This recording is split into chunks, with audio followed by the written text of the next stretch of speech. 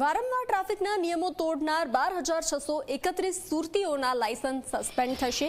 50થી 100 વાર મેમો ફટકાર્યા બાદ પણ જવાબ ન આપનાર સામે કાર્યવાહી કરવામાં આવશે। ટ્રાફિક પોલીસ આરટીઓના લાયસન્સ રદ કરવા માટે રિપોર્ટ મોકલશે। ટ્રાફિકોના નિયમો તોડનાર અને ચલણ ન ભરનાર સામે કાર્યવાહી કરવામાં આવશે। નો પાર્કિંગમાં parking, over speed, wrong side અને મોબાઈલ પર વાતો કરનારને આ તમામ વાહન ચાલકો સામે પગલાં લેવામાં આવશે। 5થી વધુ વાર ટ્રાફિક નિયમોનો ભંગ કરનારનો ડેટાબેઝ તૈયાર કરવામાં આવશે।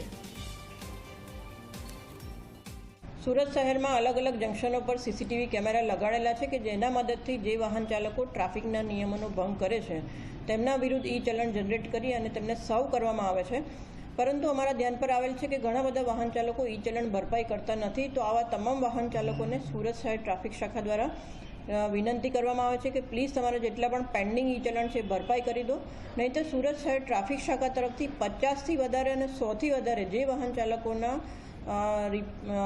ઈ ચલણ ભરપાઈ કરવાના બાકી છે તેવા કુલ 12,631 લોકોના લાયસન્સ સસ્પેન્ડ કરવા માટે ટૂંક સમયમાં જ આરટીઓને રિપોર્ટ કરવામાં આવશે।